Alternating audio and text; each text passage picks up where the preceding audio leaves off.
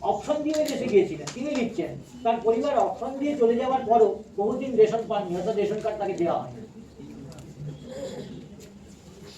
Of করে officially গেছেন, তাতেও রেশন কার্ড পাননি। তাদের যারা অফিসিয়ালি যাননি তাদের অবস্থা কি হয়েছিল সেটা বলাই বাহুল্য।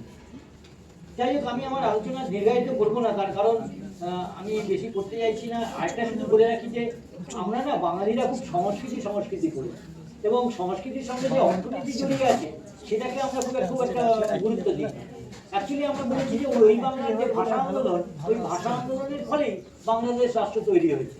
কিন্তু ভাষা আন্দোলন নয়, এই যে জমিতে অধিকার নেই, এই যে অর্থনৈতিক অধিকার নেই, সরকারি চাকরিতে অধিকার নেই বাংলাভাষীদের, তার সঙ্গে বাংলা ভাষার জায়গায় উর্দুকরণ চলছে।